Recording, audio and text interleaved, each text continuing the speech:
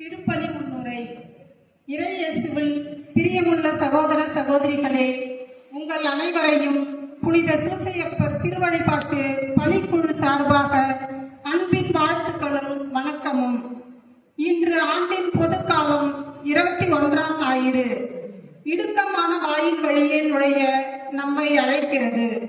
இன்றைய வழிபாடு பயம் கொள்ளும் நேரத்தில் நம்பிக்கையில் வாழ்வதும், வன்முறை உள்ள இடத்தில் அன்பாக இருப்பதும், பொய்மை நிறைந்த சூழலில் நேர்மையாக வாழ்வதும், வெறுப்பு உள்ள இடத்தில் மன்னிப்பு அளிப்பதும், வேதனைகள் நிறைந்த இடத்தில் மனதிடத்தோடு எதிர்நீச்சல் போடுவதும் நமக்கு இடுக்கமான வாயில்களே. நம் குடும்பத்தில், நம் சமுதாயத்தில் நமக்கு இடையூறுகள் என நினைப்பவற்றையெல்லாம் அன்பு, நம்பிக்கை, மகிழ்ச்சி, மனதிடம், துணிச்சல் போன்ற இடுக்கமான வாயில்களால் கடந்துவிட இன்றைய நாளில் முயற்சி எடுப்போம். லேசான அகன்ற பாதைகளை மட்டுமே தேர்ந்து கொண்டு ஓய்ந்திருந்த நேரங்களுக்காக மனம் வருந்தி இணைவோம் இத்தெய்வீக திருப்பலியில்.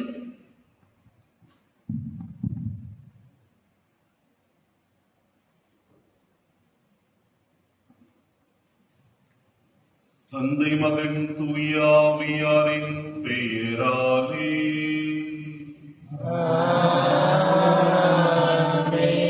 நம் ஆண்டவராகிய இயேசு கிறிஸ்துவின் அருளும் கடவுளின் அன்பும் தூய ஆவியாரின் நட்புறவும் உங்கள் அனைவரோடும் இருப்பதாக.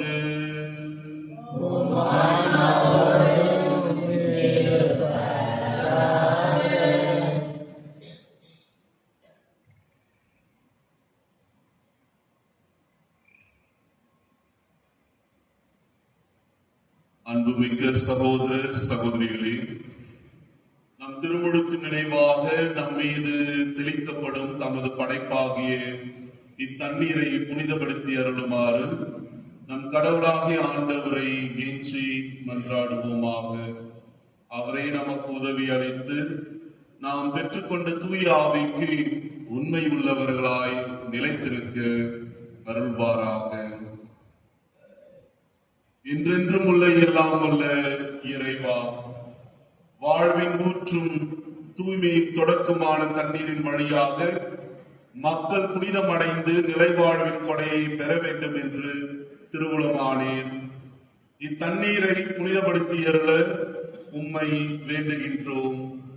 ஆண்டவரே, உமது நாளாகிய இன்று உமது அருள் காவலை பெற விரும்புகின்றோம். வாழ்வழிக்கும் உமது அருளின் ஊற்றினை எம்மில் புதுப்பித்தருளும். இத்தண்ணீரினால் எங்கள் உள்ளத்தையும் உடலையும் தீமை அனைத்திலும் இருந்து காத்தருள்வீராக. இவ்வாறு நாங்கள் தூய இதயத்துடன் உம்மை அணுகி வரவும் உமது மீட்பை பெற்றுக் கொள்ளவும் தகுதி பெறுவோமாக. எங்கள் ஆண்டவர் கிறிஸ்து வழியாக உம்மை மன்றாடுகின்றோம். எல்லாம் வல்ல இறைவா, தண்ணீர் வளம் பெற அதில் ஒப்பிட வேண்டும் என்று இறைவாக்கினர் எலிசா வழியாக கற்பித்தீர். உமது படைப்பு பொருளாகிய இந்த உப்பை பரிவிரக்கத்துடன் புனிதப்படுத்தியருள உம்மை தாழ்மையுடன் வேண்டுகின்றோம். ஆண்டவரே, உப்பு கலந்து தண்ணீர் தெளிக்கப்படும் இடமெல்லாம் தீயோனின் தாக்குதல் அனைத்தையும் தோல்வியுறச் செய்வீராக. உம் தூய ஆவியார் உடனிருந்து எங்களை இடையராது காத்தருள்வாராக. எங்கள் ஆண்டவர் கிறிஸ்து வழியாக உம்மை மன்றாடுகின்றோம்.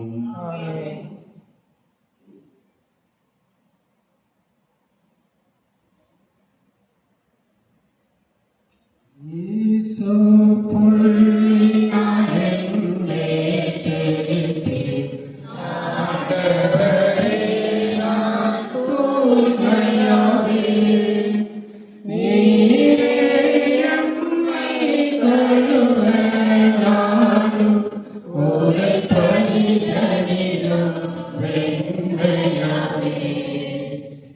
இறைவா உமது இரக்கப் பெருக்கத்திற்கேற்ப என் மேல் இரக்கம் கொள்வீர்.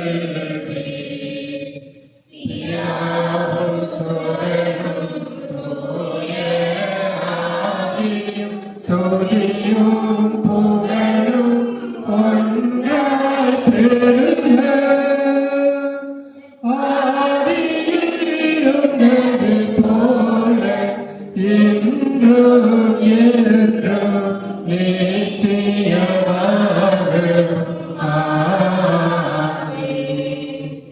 ஈசோ புள்ளினாய் என்மேல் தெளிந்தீர், ஆண்டவரே நான் தூய்மையாவே, நீரே எம்மை கழுவ நானும் ஒரு பணிதனிலும் வெண்மையாவே.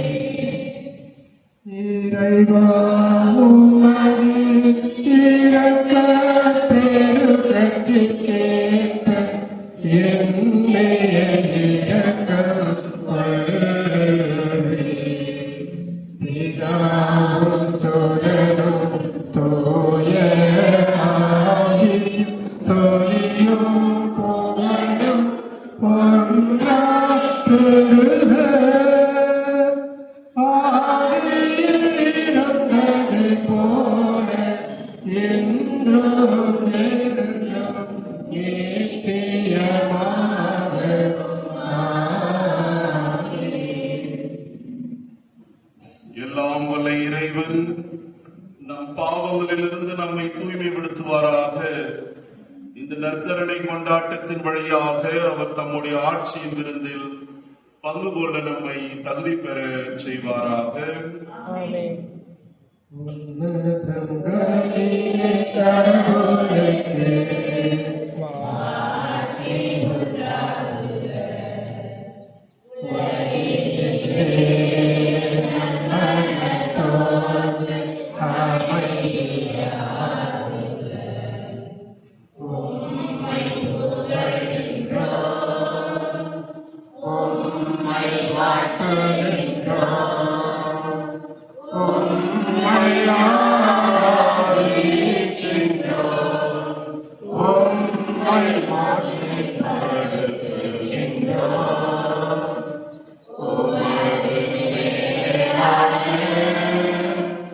மாட்சியின் பொருட்டு உமக்கு நன்றி கூறுகின்றோம். ஆண்டவராகிய இறைவா, வானுலக அரசரே, எல்லாம் வல்ல தந்தையாகிய இறைவா, ஒரே மகனாய் உதித்த ஆண்டவரே, இயேசு கிறிஸ்துவே, ஆண்டவராகிய இறைவா, இறைவனின் செம்மறியே, தந்தையின் திறனே,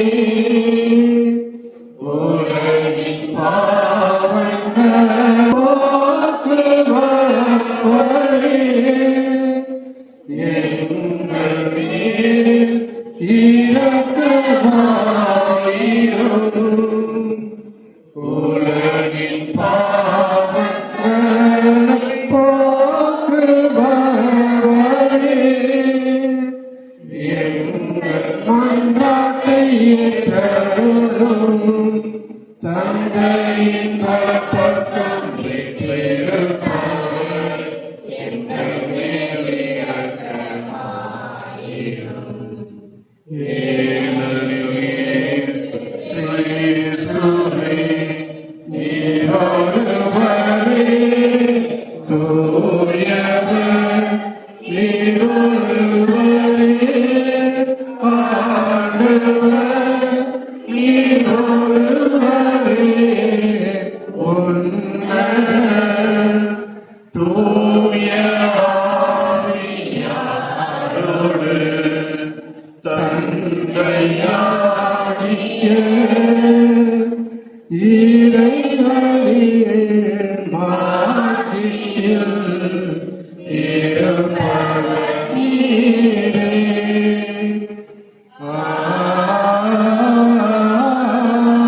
ஆமென். மன்றாடுவோமாக.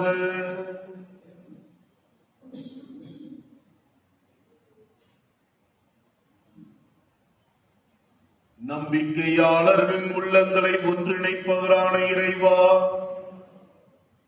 நீர் கற்றுத் தருவதை உம் மக்கள் அன்பு செய்யவும், நீர் வாக்களிப்பதை விரும்பவும் செய்தருளும். அதனால் மாறி வரும் இவ்வுலக சூழலில் எங்கள் இதயங்கள் உண்மையான பேரின்ப உலகின் மீது என்றும் நாட்டம் கொள்ள செய்வீராக. உம்மோடு தூய ஆவியாரின் ஒன்றிப்பில் இறைவனாய் என்றென்றும் வாழ்ந்து ஆட்சி செய்கின்ற அவர் வழியாக உம்மை மன்றாடுகின்றோம்.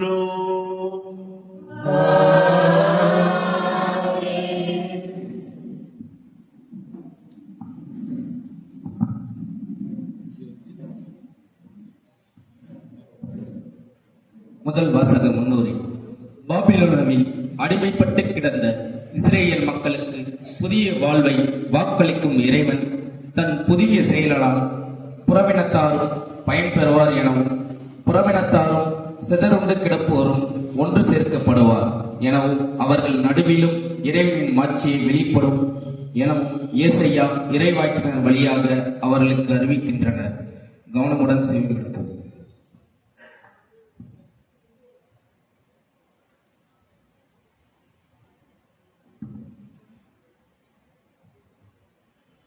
முதல் வாசகம். உங்கள் உறவின் முறையாரை அனைத்து மக்கள் இனத்தாரிடையே இருந்து என் திருமலைக்கு அழைத்து வருவார்கள். இறைவாக்கினர் எசாயா நூலிலிருந்து வாசகம். அதிகாரம் 66, இறைவசனங்கள் 18 முதல் 21 முடிய. ஆண்டவர் கூறியது: மானிடர் அனைவரின் செயல்களையும் எண்ணங்களையும் நான் அறிவேன். பிற இனத்தார் பிற மொழியினர் அனைவரையும் நான் கூட்டி சேர்க்க வருவேன். அவர்களும் கூடி வந்து என் மாட்சியை காண்பார்கள். அவர்களிடையே ஒரு அடையாளத்தை நான் ஏற்படுத்துவேன். அவர்களுள் எஞ்சியிருப்போரை மக்கள் இனத்தாரிடையே அனுப்பி வைப்பேன். அவர்கள் தர்சீசு, வில் வீரர் வாழும் லூது, தூபால், யாவான், தொலைவில் உள்ள தீவு நாடுகள் ஆகியவற்றிற்கு செல்வார்கள். இந்நாட்டினர் என் புகழ் பற்றி கேள்விப்படாதவர், என் மாட்சியை கண்டிராதவர். அவர்களும் என் மாட்சி பற்றி மக்களினத்தாருக்கு எடுத்துரைப்பார்கள். அவர்கள் உங்கள் உறவின் முறையார் அனைவரையும் அனைத்து மக்கள் இனத்தாரிடையே இருந்து ஆண்டவருக்கு அளிக்கும் படையலாக கொண்டு சேர்ப்பார்கள். இஸ்ராயல் மக்கள் தூய களம் ஒன்றில் உணவு படையலை ஆண்டவரின் கோவிலுக்கு எடுத்து வருவது போல் அவர்கள் குதிரைகள், தேர்கள், பல்லக்குகள், கழுதைகள், ஒட்டகங்கள் ஆகியவற்றின் மேல் ஏற்றி எருசலேமில் உள்ள என் திருமலைக்கு அழைத்து வருவார்கள் என்கிறார் ஆண்டவர். மேலும் அவர்களுள் சிலரை குருக்களாகவும் லேவியராகவும் நியமிப்பேன் என்கிறார் ஆண்டவர். இது ஆண்டவர் வழங்கும் அருள்வாக்கு. பதிலுரை பாடல் பல்லவி. உலகெங்கும் சென்று படைப்பிற்கெல்லாம் நற்செய்தியை பறைசாற்றுங்கள். உலகெங்கும் சென்று படைப்பிற்கெல்லாம் நற்செய்தியை பறைசாற்றுங்கள். பிற இனத்தாரே நீங்கள் அனைவரும் ஆண்டவரை போற்றுங்கள். மக்கள் இனத்தாரே நீங்கள் அனைவரும் அவரை புகழுங்கள். பல்லவி. உலகெங்கும் சென்று படைப்பிற்கெல்லாம் நற்செய்தியை பறைசாற்றுங்கள். ஏனெனில் ஆண்டவர் நமக்கு காட்டும் மாறாத அன்பு மிக பெரியது. அவரது உண்மை என்றென்றும் நிலைத்துள்ளது. பல்லவி. உலகெங்கும் சென்று படைப்பிற்கெல்லாம் நற்செய்தியை பறைசாற்றுங்கள்.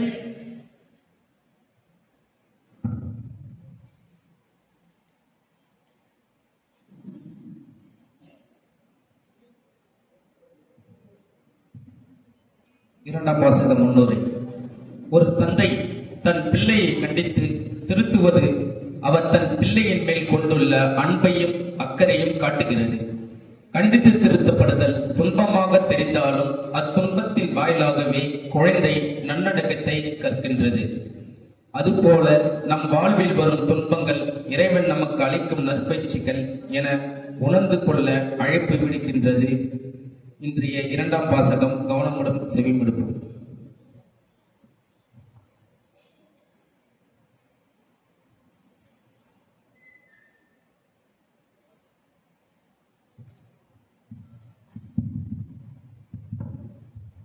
இரண்டாம் வாசகம். ஆண்டவர் தாம் யாரிடம் அன்பு கொண்டிருக்கிறாரோ அவர்களை கண்டிக்கிறார். எபிரேயருக்கு எழுதப்பட்ட திருமுகத்திலிருந்து வாசகம். அதிகாரம் 12, இறை வார்த்தைகள் 5-7 மற்றும் 11-13 முடிய. சகோதர சகோதரிகளே, தம் பிள்ளைகளிடம் பேசுவது போல் இறைவன் உங்களுக்கு தந்த பின்வரும் அறிவுரைகளை நீங்கள் மறந்துவிட்டீர்கள். பிள்ளாய், ஆண்டவர் உன்னை கண்டித்து திருத்துவதை வேண்டாம் என தள்ளிவிடாதே. அவர் கண்டிக்கும் போது தளர்ந்து போகாதே. தந்தை தாம் ஏற்றுக்கொண்ட மக்களை தண்டிக்கிறார். ஆண்டவர் தாம் யாரிடம் அன்பு கொண்டிருக்கிறாரோ அவர்களை கண்டிக்கிறார். திருத்தப்படுவதற்காக துன்பங்களை தாங்கிக் கொள்ளுங்கள். கடவுள் உங்களை தம் பிள்ளைகளாக நடத்துகிறார். தந்தை தண்டித்து திருத்தாத பிள்ளை உண்டோ?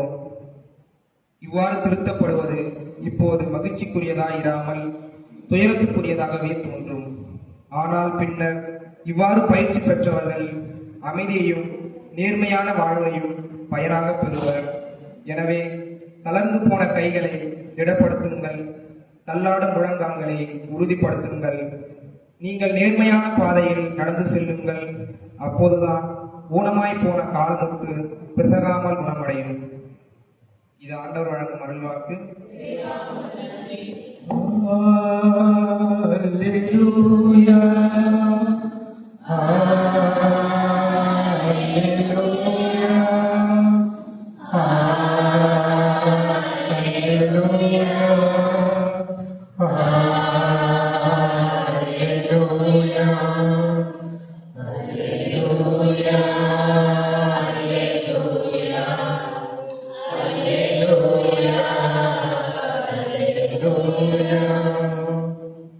வழியும் பொம்மையும் வாழ்வும் நானே,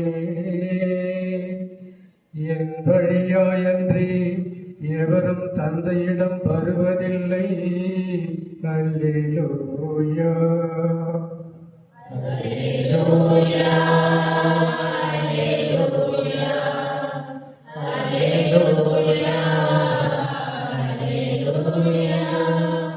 ஆண்டவர் உங்களோடு இருப்பாராக.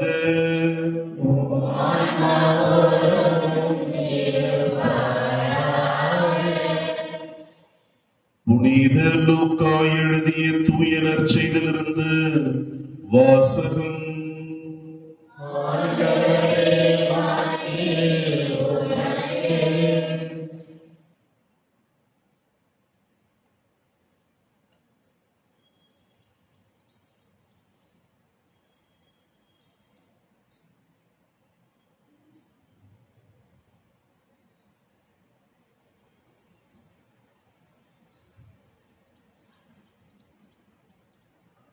இயல் 13 இறைவார்த்தைகள் 22 30 முடிய.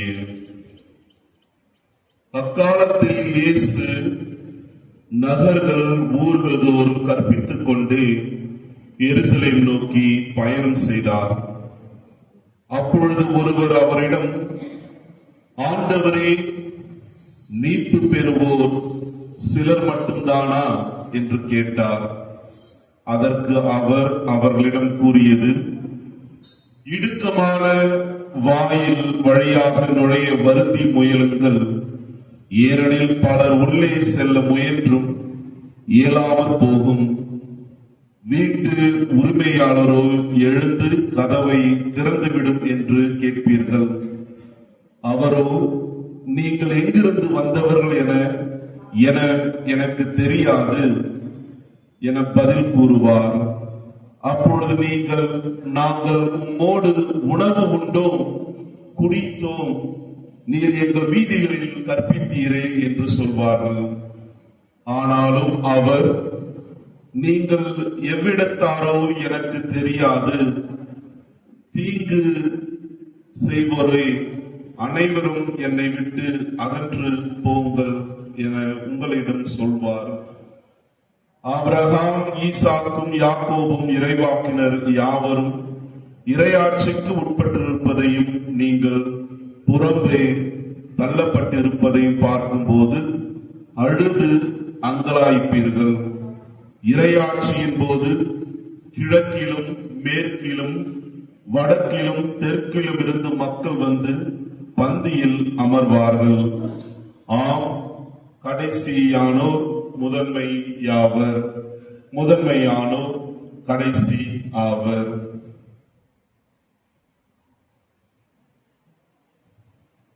கிறிஸ்து வழங்கும் நற்செய்தி.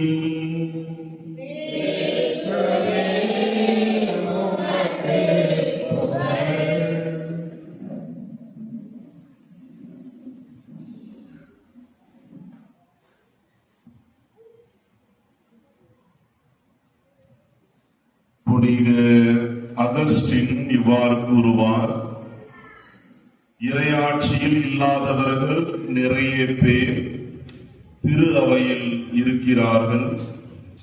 திரு அவையில் இல்லாதோர் இறையாட்சியில் இருக்கிறார்கள். இறையாட்சியில் இல்லாதவர்கள் நிறைய பேர் திரு அவையில் இருக்கிறார்கள். திரு அவையில் இல்லாதவர் இறையாட்சியில் இருக்கிறார்கள்.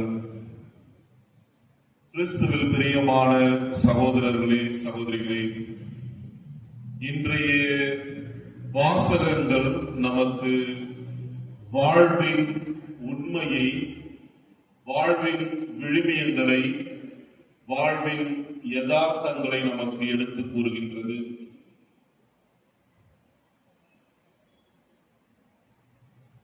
இன்றைய முதல் வாசகம் எசையா புத்தகத்திலிருந்து எடுக்கப்பட்ட வாசகம். இந்த வாசகத்தில் எல்லோரும் இறைவனை பின்பற்றுவார்கள், எல்லோரும் இறைவனால் அரவணைக்கப்படுவார்கள், பாதுகாக்கப்படுவார்கள், இறைவனால் அழைக்கப்பெற்றவர்கள் என்று இன்றைய முதல் வாசகம் கூறுகின்றது. அனைவரும் வருக. இந்த வார்த்தையை நாம் நம்முடைய குடும்ப நல் நிகழ்வுகளில் பார்க்கலாம். வாங்க, வணக்கம், எல்லாரும் வாங்க.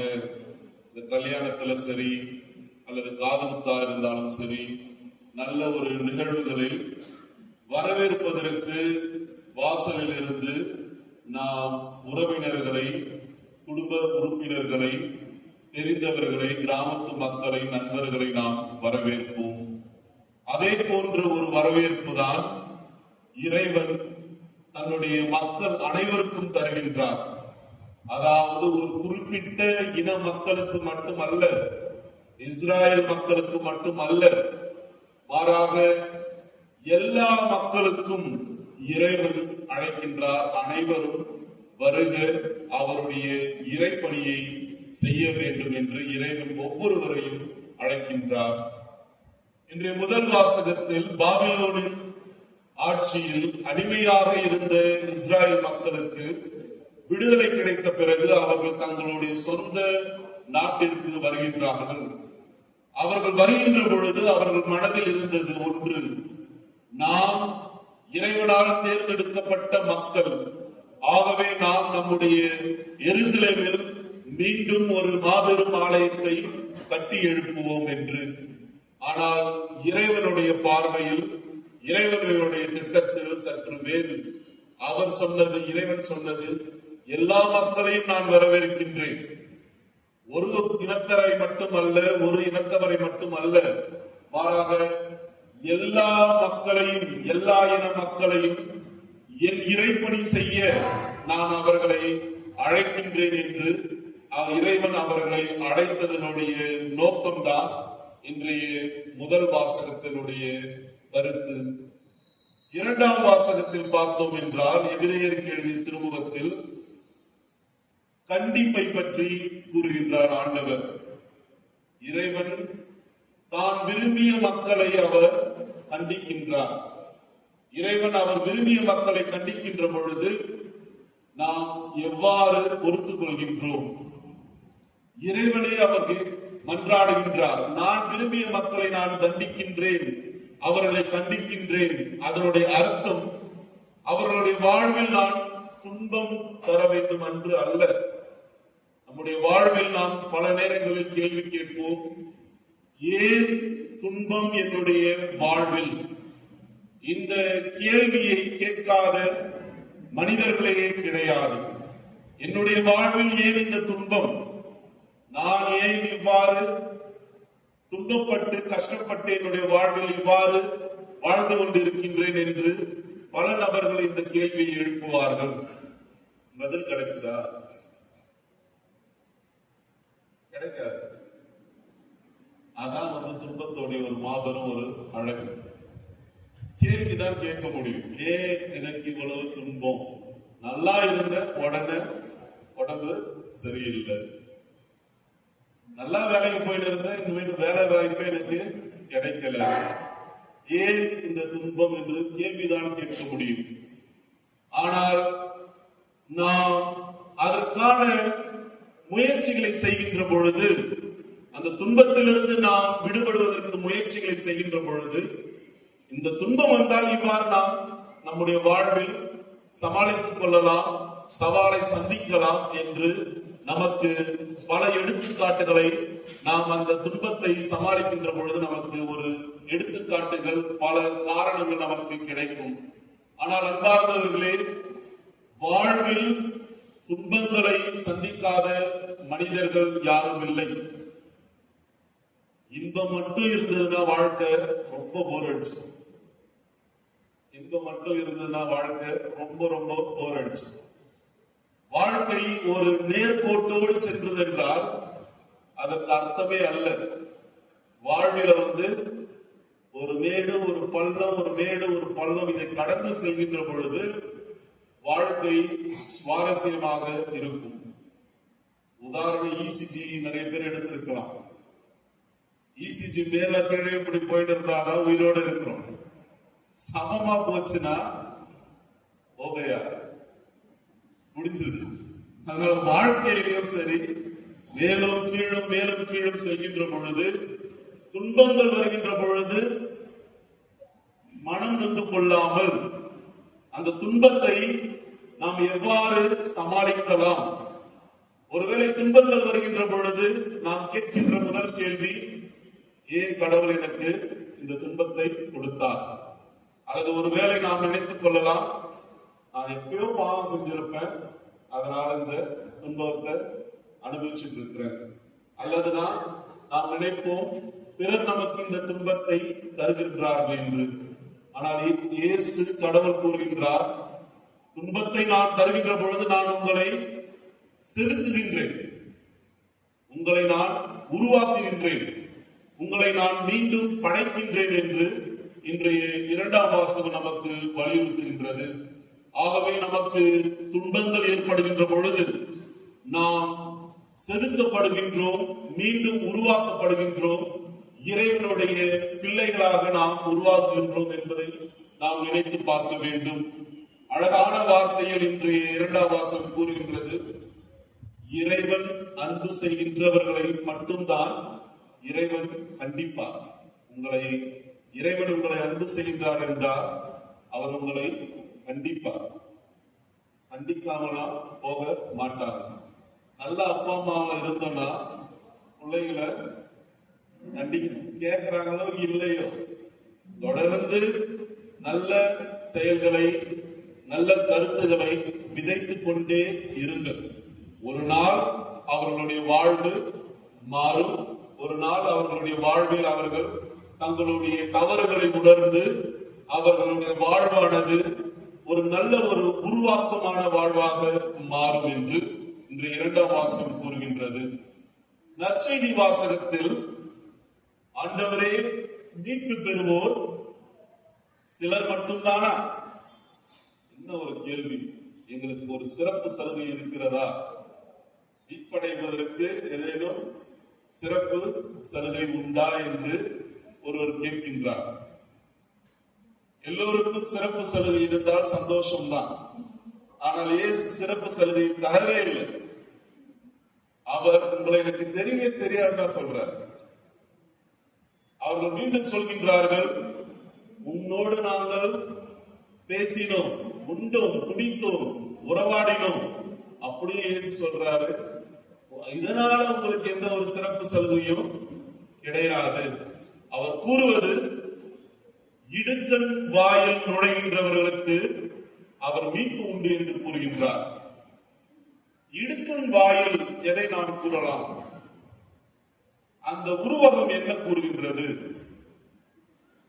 கிராமப்புறத்தில் பார்த்தோம் என்றால் ஒரு சில ஆலயங்களில் ஒரு பெரிய கேட் இருக்கும். அது நடுவுல 2 கல் இருக்கும். இந்த கேட்டை வழக்கமா திருப்பலி நேரங்கள், ஜப வழிபாடு நேரங்களில் மட்டும் திறந்து வைப்பார்கள். மற்ற நேரத்துல மூடிடுவாங்க. அந்த 2 கல் நடுவுல நுழைச்சுதான் ஆலயத்திற்கு வரணும். ஒரு காலத்தில் அது பாதுகாப்புக்காகவும் வைக்கப்பட்டிருந்தது. அல்லது உண்மையில் இறைவனை தேடி வருகின்றவர்கள் இந்த இடுக்கண் வாயில் நுழைந்து இறைவனுடைய ஆலயத்திற்கு வந்தவர்கள் ஆசீர்வாதத்தை பெற்று செல்லட்டும் என்று கருத்தோடு நம்முடைய முன்னோர்கள் வைத்திருக்கலாம். இக்கால சூழ்நிலையில் இடுக்கண் வாயில் நான் எப்படி எடுத்துக் கொள்ளலாம்? எட்டேகால் திருப்பலிக்கு 8:30 வர்றது, இல்ல 8:45 வர்றது, இது ரொம்ப கஷ்டம். நேரத்துக்கு வர்றது. மீட்பு உங்களுக்கு வேணும்னா இந்த இடுக்கண் வாயில் ஆகிய கரெக்டான நேரம் 8:15 வரணும். ஆமா, கொஞ்ச நேரம் புரண்டு படுக்கிறது நல்லது தானே. காலையில தூக்கம் ரொம்ப சுகமா தான் இருக்கும். இருந்தாலும் இடுக்கண் வாயில் இதுதான். மீட்பு பெறணும்னா, இறைவனுடைய ஆசீர்வாதம் பெறணும்னா 8:15 மணிக்கு நேரத்துக்கு வருவது. இது ஒரு உதாரணமா நாம எடுத்துக்கலாம். இது நமக்கு இடுக்கண் வாயில். அடுத்தது படிக்கிறது. நாம் படிக்க வேண்டிய பள்ளி காலத்தில் பொறுப்போடு படிக்கின்ற வேண்டியது. ஹோம்ஒர்க் கொடுத்தா கொஞ்சம் தள்ளி போடலாம். இல்ல ஹோம்ஒர்க் போய் வீட்டுல போய் செஞ்சுட்டு வாங்கலான்னு சொன்னாலும் செய்யாம, ஸ்கூல்லயே செய்ய சொன்னாலும் பொறுமையா செஞ்சு லேட்டா செஞ்சு சப்மிட் பண்றவங்களா இக்காலத்தில் நாம் இருக்கின்றோம். படிப்பதற்கு காலம் தாழ்த்தாமல் நேரத்தில் படிப்பதும் இடுக்கண் வாயில். ஆகவே இது போன்ற பல காரணங்களை நாம் கூறிக்கொண்டே போகலாம். இடுக்கண் வாயில் எவ்வாறு நாம் புரிந்து கொள்ளலாம் என்று. இடுக்கண் வாயில் எல்லாருக்கும் தெரியும், ஞாயிற்றுக்கிழமை கடன் திருப்பலி என்று. அப்ப ஞாயிற்றுக்கிழமை வந்தா மட்டும் போதுன்ற அளவுக்கு நமக்கு ஞானம் இருக்கின்றது. ஆனால் தினமும் திருப்பலியில் பங்கில் நடக்கின்றது, ஆலயத்தில் நடக்கின்றது. அந்த தினமும் திருப்பலியில் நான் கலந்து கொள்ள வேண்டும். அந்த திருப்பலியில் கலந்து கொள்கின்ற பாருங்க, அதுதான் இடுக்கண் வாயில். ஒரு சில நபர்கள் மட்டும் தின திருப்பலியில் கலந்து கொள்கின்றார்கள். அவர்கள் இடுக்கண் வாயிலாக கஷ்டப்பட்டு காலையில எழுந்து அவர்கள் திருப்பலியில் கலந்து கொள்கின்ற பொழுது அவர்கள் இறைவன் சொன்ன அந்த மீட்பினை பெறுகின்றார்கள். அல்லது இடுக்கண் வாயில் நம்முடைய குடும்பத்தில் பார்த்தோம் என்றால், பல தியாகங்கள், பல ஒருத்தல்கள், குடும்ப ஒற்றுமைக்காகவும் குடும்ப முன்னேற்றத்திற்காகவும் பிள்ளை நலனுக்காகவும் செய்கின்றீர்களே, அதெல்லாம் இடுக்கண் வாயில்கள். அதன் வழியாக உங்களுடைய குடும்பம் ஆசீர்வாதமாக முன்னேறிக் கொண்டே செல்லும். அன்பார்ந்தவர்களே, இறுதியாக இன்று நற்செய்தி வாசகத்தில் பார்த்தோம் என்றால், கடைசியானோர் முதன்மையாவர், முதன்மையானோர் கடைசி ஆவர்.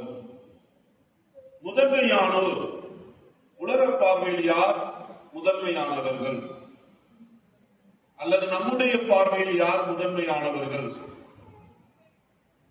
பணக்காரர்கள், பட்டம் படைத்தவர்கள், வசதி உள்ளவர்கள், அல்லது புகழின் உச்சியில் இருப்பவர்கள், அல்லது மரியாதையில் வாழ்கின்றவர்கள், இவர்கள் எல்லாம் நாம் அனைவரும் இந்த உலக பார்வையில் முதன்மையானவர்கள் என்று நாம் நினைக்கின்றோம். ஆம், அது சரிதான் நம்முடைய பார்வையில். ஆனால் இயேசுவினுடைய பார்வையில் முதன்மையானவர் யார்? அங்கதான் ஒரு மாற்று கருத்து, புரட்சி கருத்து இயேசு வைக்கின்றார். இயேசுவினுடைய பார்வையில் முதன்மையானவர் ஏழைகளே, எளியவர்களே, நீங்கள் இயேசுவினுடைய பார்வையில் முதன்மையானவர்கள். பெண்களே, நீங்கள் இயேசுவினுடைய பார்வையில் முதன்மையானவர்கள். பிள்ளைகளே, நீங்கள் இயேசுவினுடைய பார்வையில் முதன்மையானவர்கள். விளிம்பு நிலையில் ஒடுக்கப்பட்ட மக்களாக இருக்கின்ற மக்கள்கள் அனைவரும் இயேசுவினுடைய பார்வையில் அவர்கள் முதன்மையானவர்கள். பண வசதி இல்லாமல் ஏழ்மையில் அன்றாடம் போராடி கொண்டிருக்கின்ற மக்கள் இயேசுவினுடைய பார்வையில் முதன்மையானவர்கள். ஆகவே உலக பார்வை வேறு, இயேசுவினுடைய பார்வை வேறு. இயேசுவினுடைய பார்வையில் நாம் தியாகம் செய்கின்ற பொழுதும், ஒருத்தல் செய்கின்ற பொழுதும், இறைவனை நாம் அந்த இடுக்கண் வாயிலில் தேடுகின்ற பொழுதும் நாம் ஒவ்வொருவரும் முதன்மையானவர்களாக இருக்கின்றோம், முதன்மையானவர்களாக மாறுகின்றோம். அன்பார்ந்தவர்களே, இறைவன் நாம் ஒவ்வொருவரையும் அனைவரையும் வரவேற்கின்றார். ஒருவர் அல்லது ஒரு இனத்தவர் அல்லது ஒரு சில குழுக்கள் அப்படி என்று இல்லாமல் எல்லோரையும் இறைவன் அழைக்கின்றார். எல்லோரையும் இறைவன் அன்போடு வரவேற்கின்றார். அவர் வரவேற்கின்ற பொழுது இறைவன் உங்களை பராமரிக்கின்றார், உங்களை பாதுகாக்கின்றார், உங்களை காத்து வழி நடத்துகின்றார். ஆகவே இறைவனுடைய அழைப்பை ஏற்றவர்களால் நாம் இத்திருப்பலியில் தொடர்ந்து பங்கெடுப்போம்.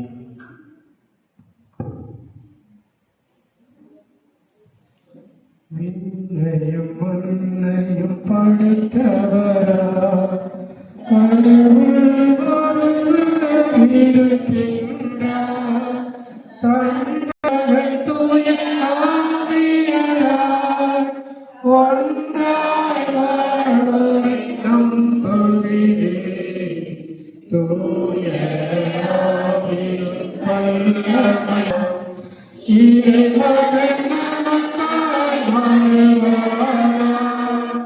கன்னி மரியில் பிறந்தவரா, இயேசுவை உறுதியாய் நம்புகிறேன். பிதாவின் ஆட்சியில் பாடுபட்டார், சிலுவையில் இருந்து அடக்கப்பட்டார். மூன்றாம் நாளில் உயிர்த்தெழுந்தார். இறப்பின் மீது வெற்றி கொண்டார். விண்ணகம் வாழும் தந்தையிடம் அறியலை கொண்டு இருக்கின்றார். உலகம் முடியும் காலத்திலே நடுவரை திரும்பவும் வந்திடுவார். தூய ஆவியார் நம்புகிறேன். பாடலில் அவர் துணை வேண்டுகிறேன். பாவமன்னிப்பின் தூய்மை பெற்று பரிகார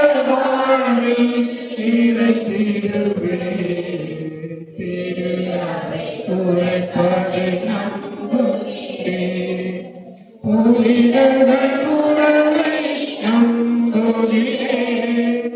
உடலில் உயிர்ப்பை நிலை வாழ்வை உறுதியுடனே நம்புகிறேன்.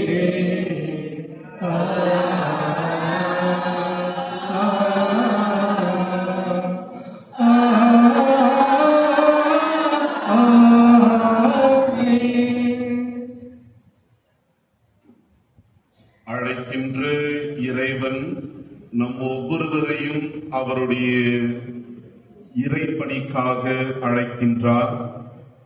ஆகவே நாம் இப்பொழுது அந்த இறைப்பணியை ஏற்றவர்களாய் இறைவன் முன்பு நம்முடைய விண்ணப்பங்களையும் மன்றாட்டுகளையும் ஒப்புக் கொடுப்போம்.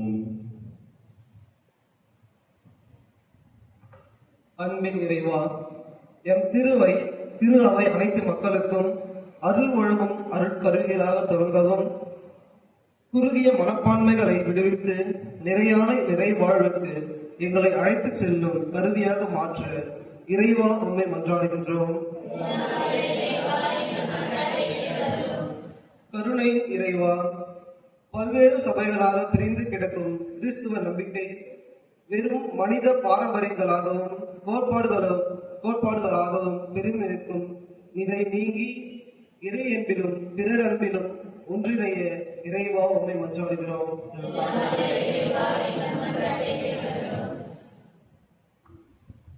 சமாதானத்தின் இறைவா, பல்வேறு நிலைகளில் துன்புறும் எம் சகோதர சகோதரிகள் துன்பத்தில் துவண்டு விடாமல் தங்கள் துன்பங்களில் வழியே இறைமகிழ்விற்கு கடந்து இறைவா உம்மை மன்றாடுகிறோம். நீதியின் இறைவா, நுகர்வு கலாச்சாரம், விளம்பர மோகம், ஏகாதிபத்தியம் மறைந்து மனித மாண்பு எம் உலகில் நிலைக்கவும், மனிதர்களை வெறும் பொருட்களாக நடந்தும் மனப்பாங்கு ஒழியவு இறைவா உம்மை மன்றாடுகிறோம்.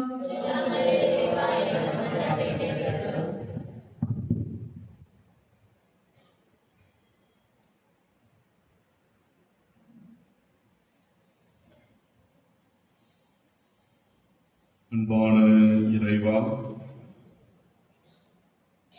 நீர் எங்களுடைய அன்றாட வாழ்வில் எங்களோடு இருக்கின்றீர். நாங்கள் துன்பப்படுகின்ற வேளையில் நீங்கள் எங்களை உருவாக்குகின்றீர், எங்களை செதுக்குகின்றீர் என்ற உணர்வை, நம்பிக்கையை தந்திரலும்.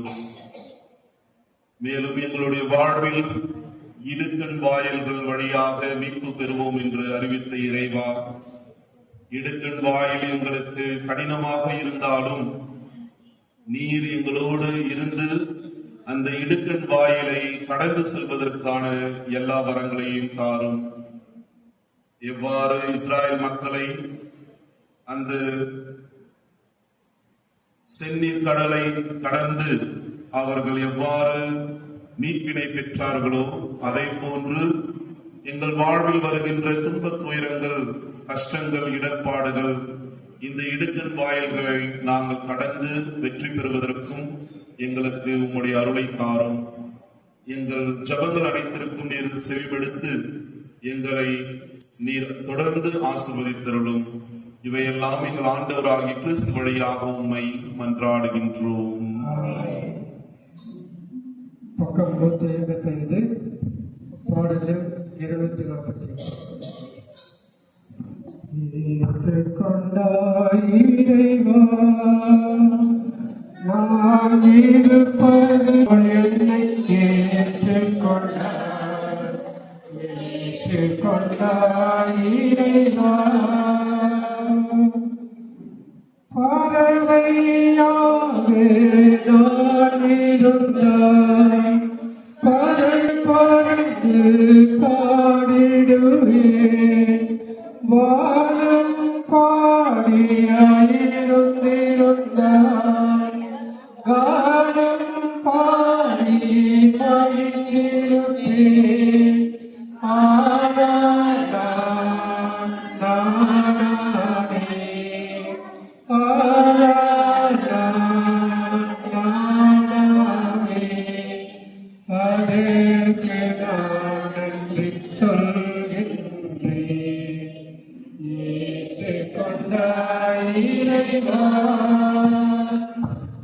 இருப்பது போல் என்னை ஏற்றுக்கொண்டார் இறைவா. மீனிடமாக நான் இருந்தால் நீதி நீந்தி வாழ்ந்திருப்பேன். தேனியாக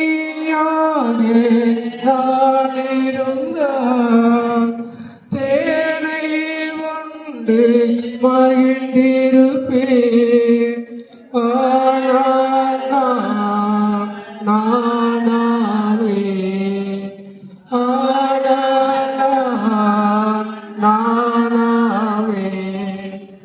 அதற்கு நன்றி சொல்கின்றேன்.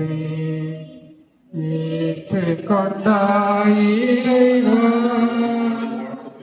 நான் இருப்பது போல் என்னை ஏற்றுக்கொண்டாய்.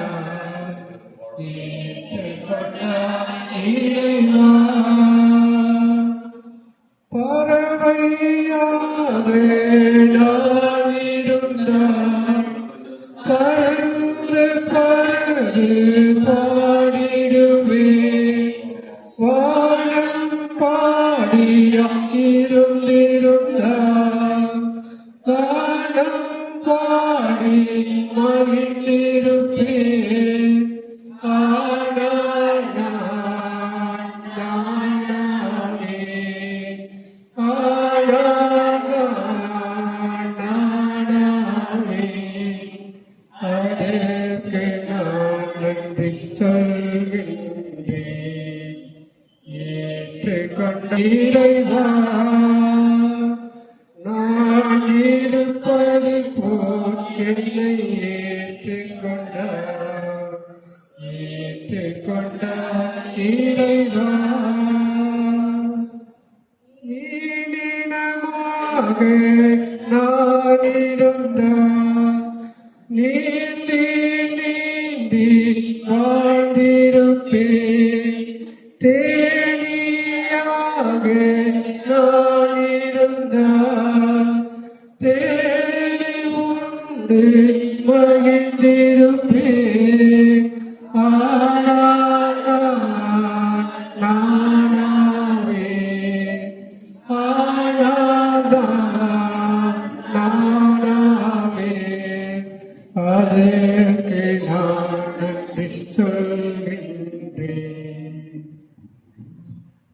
சகோதரர்களே, சகோதரிகளே, என்னுடையதும் உங்களிடதுமான இப்பலி எல்லாம் உள்ள தந்தையாக இறைவனுக்கு ஏற்றதாகபடி மன்றாடுங்கள்.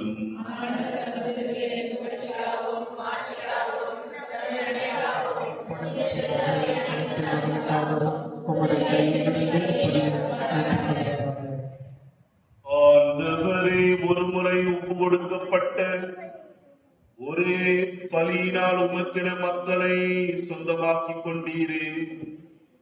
உமது திரு அவையில் ஒற்றுமை, அமைதி ஆகிய கொடைகளை எங்களுக்கு கனிவுடன் அருள்வீராக. எங்கள் ஆண்டவர் கிறிஸ்து வழியாக உம்மை மன்றாடுகின்றோம்.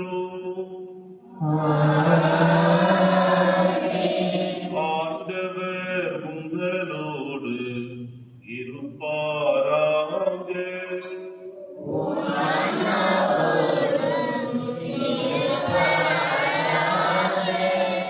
இதயங்களை மேலே எழுப்புங்கள்.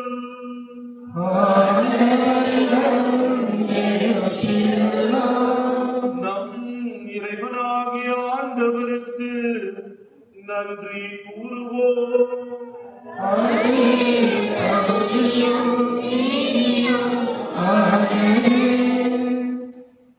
ஆண்டவரே, தூயவரான தந்தையே, இன்றும் உள்ள எல்லாம் உள்ள இறைவா, எந்நாளும் எவ்விடத்திலும் நாங்கள் உமக்கு நன்றி செலுத்துவது மெய்யாகவே தகுதியும் நீதியுமா ஆகும். எங்கள் கடமையும் மீட்பிற்குரிய செயலுமாகும். ஏனெனில் பாவ பழியால் வெகு தொலைவில் அகன்றிருந்த உம் பிள்ளைகளை உம் திருமகனின் இரத்தத்தாலும் தூய ஆவியாரின் வல்லமையாலும் உம்மோடு மீண்டும் ஒன்றிணைக்க திருவுளமானி. இவ்வாறு மக்கள் மூவர் கடவுளின் ஒன்றிப்பால் ஒன்றிணைக்கப்பட்டு கிறிஸ்துவின் உடலும் தூய ஆவியாரின் கோவிலுமான திரு அவையாக திகழ செய்கின்றீர். ஆகவே வானதூதர் திரளோடு ஒன்று சேர்ந்து நாங்களும் உம்மை புகழ்ந்தேத்தி மகிழ்ச்சியுடன் அறிக்கையிட்டு பாடுவதாவது.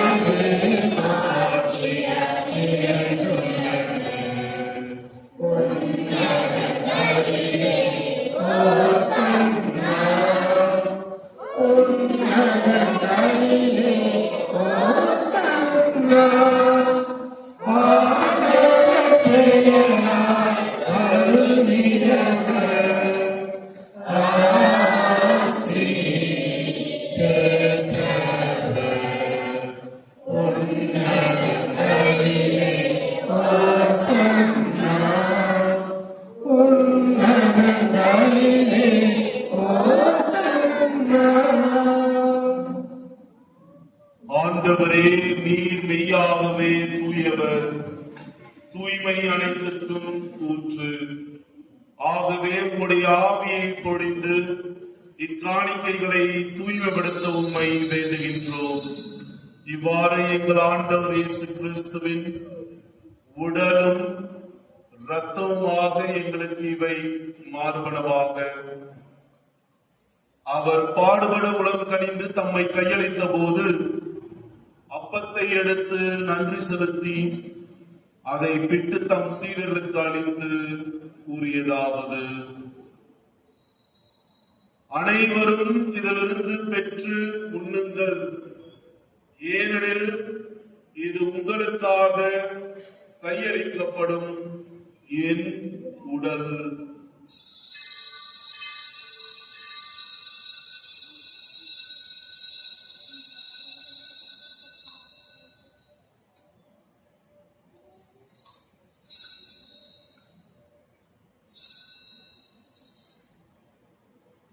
அவ்வண்ணமே இரவு விருந்தை அருந்திய பின் கிண்ணத்தையும் எடுத்து மீண்டும் உமக்கு நன்றி கூறி தம் சீடர்களுக்கு அளித்து அவர் கூறியதாவது: அனைவரும் இதிலிருந்து பெற்று பருகுங்கள், ஏனெனில் இது புதிய நிலையான உடன்படிக்கை உரிய என் இரத்தத்தின் கிண்ணம்.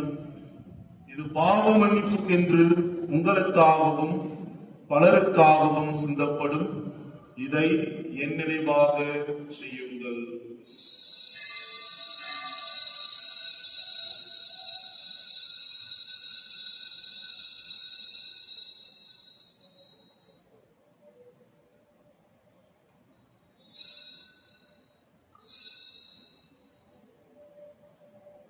நம்பிக்கையின் மறைபொருள்.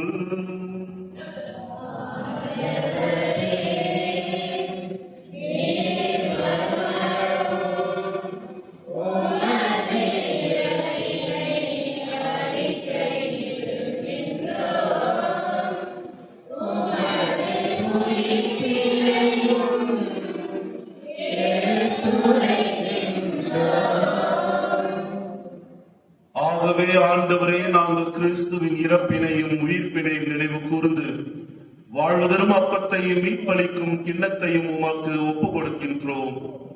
உம் திருமுன் நின்று உமக்கு ஊழியம் புரிய தகுந்தவர்கள் என எங்களை ஏற்றுக்கொண்டீர். எனவே உமக்கு நன்றி செலுத்துகின்றோம். மேலும் கிறிஸ்துவின் உடலிலும் இரத்தத்திலும் பங்கு கொள்ளும் எங்களை தூய ஆவியார் ஒன்று சேர்க்க வேண்டும் என உம்மை தாழ்மையுடன் மன்றாடுகின்றோம். ஆண்டவரே, உலகமெங்கும் பரவி இருக்கும் உமது திரு அவையை நினைவு கூர்ந்தருளும். எங்கள் திருத்தந்தை லியோ, எங்கள் ஆயர் பிரான்சிஸ், எல்லா திருநிலையினராகிய அனைவரோடும் உமது திரு அவை அன்பில் நிறைவு பெற செய்தருளும்.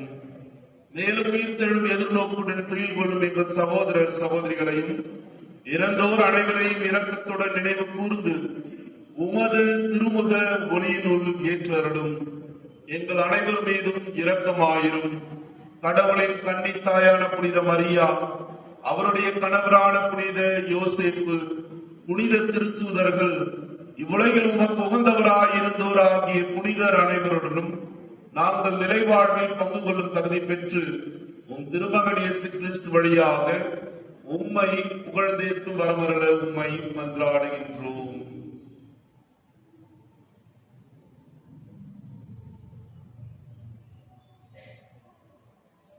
இவர் வழியாக இவரோடு இவர் எல்லாம் வல்ல இறைவனாகிய தந்தையே, தூய ஆவியாரின் ஒன்றிற்குள் எல்லா புகழும் மாட்சியும் என்றென்றும் உமக்கு உரியதே.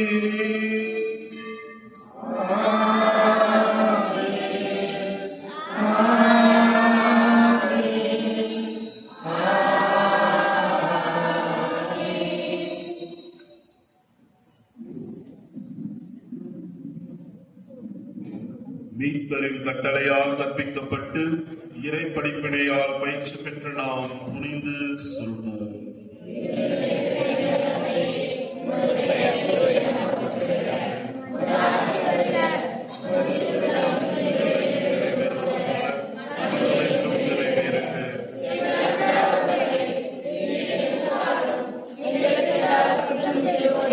நாங்கள் மன்னிப்பது போல எங்கள் குற்றங்களை மன்னியும், எங்களை சோதனைக்குட்படுத்தாதீரும், தீமையிலிருந்து. ஆண்டவரே, தீமை அனைத்திலுமிருந்து எங்களை விடுவித்து எங்கள் வாழ்நாளில் அமைதியை கனிவுடன் அருள உம்மை மன்றாடுகின்றோம்.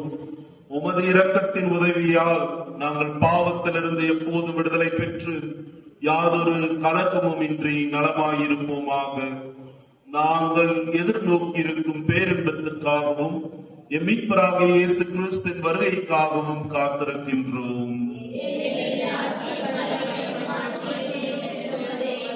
ஆண்டவரே இயேசு கிறிஸ்துவே, அமைதியை உங்களுக்கு விட்டு செல்கின்றேன், என் அமைதியையே உங்களுக்கு அளிக்கின்றேன் என்றும் திருத்தூதர்களுக்கு மொழிந்தீரேன்.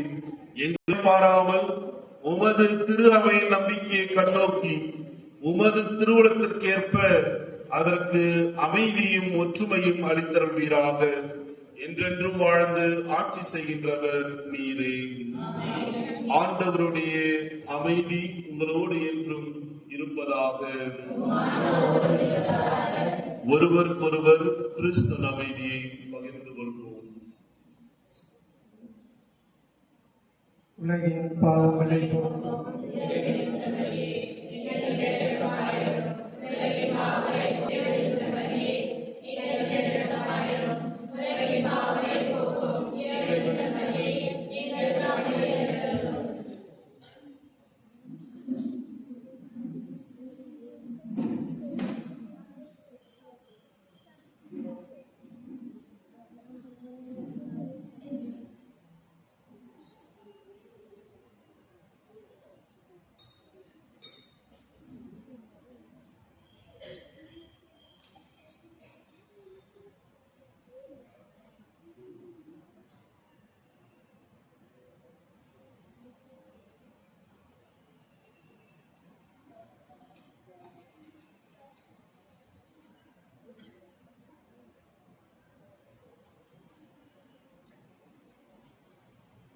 இதோ இறைமகன் இயேசு கிறிஸ்து. இவரே நம் வழி, இவரே நம் வாயில். இந்த செம்மறின் விருந்துக்கு அழைக்க பெற்றோர் பேறு பெற்றோர்.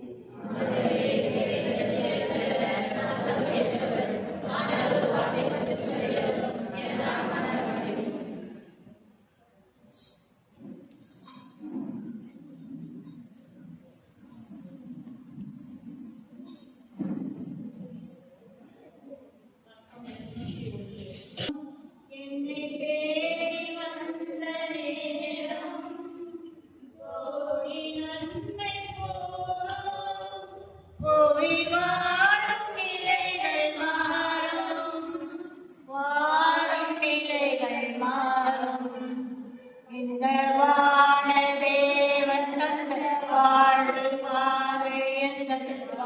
வாழும் காலம் போகும் இந்த வான தேவன் தந்த வாழ்வு பாதை எந்த வாழும் காலம் போகும் வார்த்தையாக நின்ற இறைவன் இந்த வாழ்வை தேர்ந்த தலைவன் வாழையாக நின்ற இறைவன் இந்த வாழ்வை தேர்ந்த தலைவன் பாரியெங்கும் புது பார்வை தந்து அந்த பாதையில் அழைத்த அறிஞன் பாரியெங்கும் புது பார்வை தந்து அந்த பாதையில் அழைத்த அறிஞன் காலம் கடந்த அறிஞன் என் தலைவன் இந்த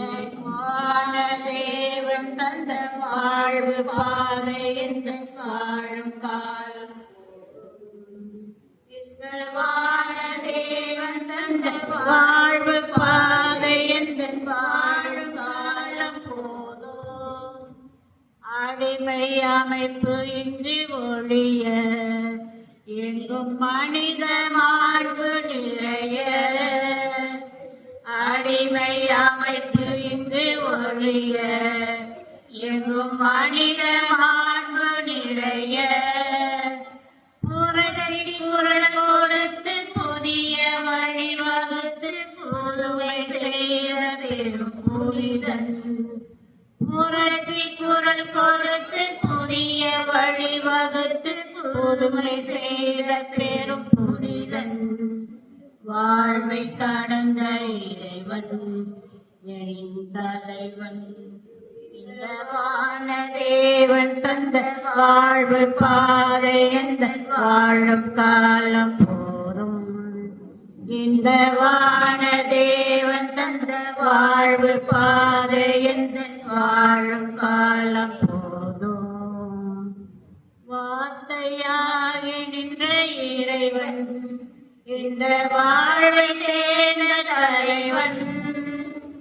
வார்த்தையாகி நின்ற இறைவன் இந்த வாழ்வை தேர்ந்த தலைவன் பாரில் எங்கும் பொது பார்வை தந்து அந்த பாதையில் அழைத்த அறிஞன் பாரில் எங்கும் பொது பார்வை தந்து அந்த பாதையில் அழைத்த அறிஞன் காலம் கடந்த தலைவன் இந்த வானதேவன் தந்த வாழ்வு பாதை எந்த வாழும் காலம் போதும் இந்த வானதேவன் தந்த வாழ்வு பாதை எந்த வாழும் காலம் போதும் அடிமை அமைப்பு இங்கு ஒழிய எங்கும் மனித மாண்பு நிறைய அடிமை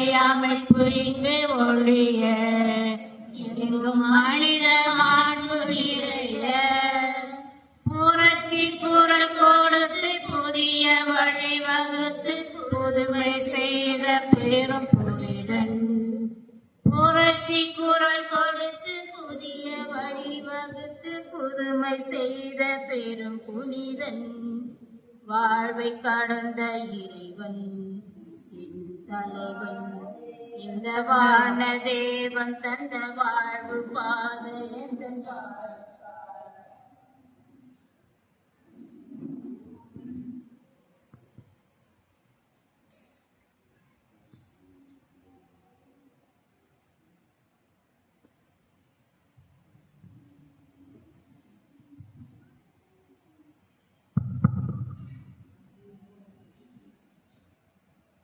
கிறிஸ்துவின் ஆன்மாவே என்னை புனிதமாக்கும் கிறிஸ்துவின் திருவுடலே என்னை மீட்டருளும் கிறிஸ்துவின் திருரத்தமே எனக்கு எழுச்சி ஊட்டும் கிறிஸ்துவின் விழாவின் தண்ணீரே என்னை கழுவிடுமே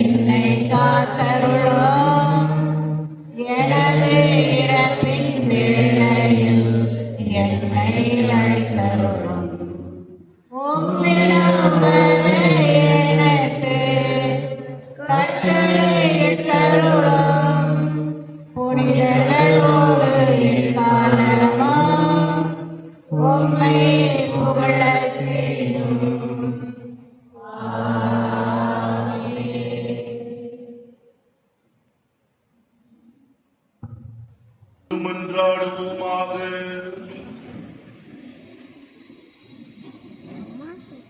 ஆண்டவரே, ஒருமுறை ஒப்பு கொடுக்கப்பட்ட ஒரே பலியினால் உமக்கிடம் மக்களை சொந்தமாக்கிக் கொண்டீரே. உமது இரக்கத்தின் விருந்து எங்களுக்கு முழுமையான நலம் தரும் மருந்தாய் செயல்பட உம்மை வேண்டுகின்றோம். அதனால் நாங்கள் உமது இரக்கத்தில் முழுமையாக நிலை பெற்றிருந்து அனைத்திலும் உமக்கு உகந்தவர்களாக இருக்க தகுதி பெறுவோமாக. எங்கள் ஆண்டவர் கிறிஸ்து வழியாக உம்மை மன்றாடுகின்றோம். ஆண்டவர்களோடு இருப்பாராக.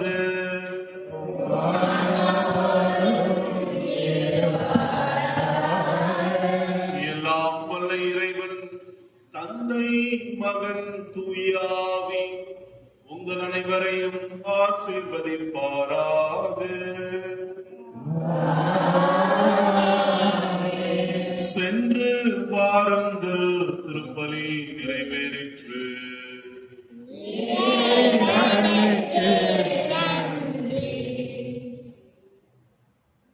பக்கம் 253 பாடல் எண் 510.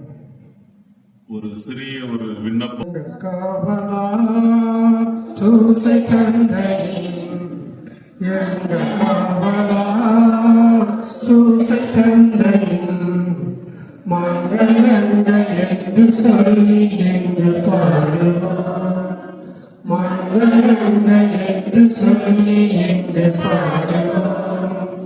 செங்கையாதில தங்க புஷ்பம் தங்க கோலை ஏறிடும்.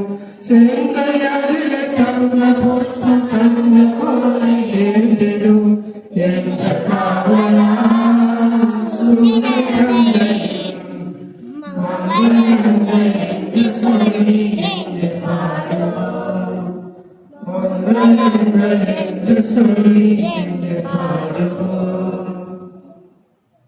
திருத்தந்தையின் கருத்துக்கள் நிறைவேறும், பங்கு தந்தை அவர்களின் கருத்துக்கள் நிறைவேறும். ஜெபிப்போமாக. விண்ணுலகில் இருக்கிற எங்கள் தந்தையே, முது பெயர் தூயதென போற்று பெறுக. மத ஆட்சி வருக. மத திருவுளம் விண்ணுலகில் நிறைவேறுவது போல மண்ணுலகிலும் நிறைவேறுக.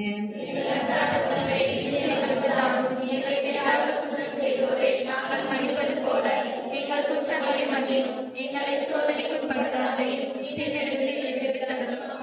அருள் நிறைந்த மரியே வாழ்க. ஆண்டவர் உடனே பெண்களுக்குள் ஆசி பெற்றவள் நீரே. உடைய திருவயிற்றின் ஆகி இயேசுவும் ஆசி பெற்றவரே. புனித மரியே, இறைவனின் தாயே, பாவிகளாக இருக்கிற எங்களுக்காக இப்பொழுதும் எங்கள் இறப்பின் வேளையிலும் வேண்டிக் கொள்ளும். ஆமென். தந்தைக்கும் மகனுக்கும் தூய ஆவியாருக்கும் மாட்சிமை உண்டாவதாக. தொடக்கத்தில் இருந்தது போல இப்பொழுதும் எப்பொழுதும் என்றென்றும் இருப்பதாக. ஆமென். இயேசுவின் மதுரமான திரிதயமே, எங்கள் சேகமாயிரும். புனித மரியாவின் மாசற்ற திரிதயமே, எங்கள் ரட்சகமாயிரும். எங்கள் பங்கின் பாதுகாவலரான புனித சுசேப்பரே, எங்களுக்காக வேண்டிக் கொள்ளும். புனித அந்தோனியாரே, எங்களுக்காக வேண்டிக் கொள்ளும். நாங்கள் பெயர் கொண்ட புனிதர்களே, புனிதைகளே, எங்களுக்காக வேண்டிக் கொள்ளுங்கள். எங்களுக்கு பாதுகாவலா இருக்கிற வானதூதர்களே, எங்களுக்காக வேண்டிக் கொள்ளுங்கள். இயேசுவுக்கே புகழ், இயேசுவுக்கே புகழ். இயேசுவுக்கே நன்றி. இயேசுவுக்கே நன்றி. மரியே வாழ்க. மரியே வாழ்க. நீரையா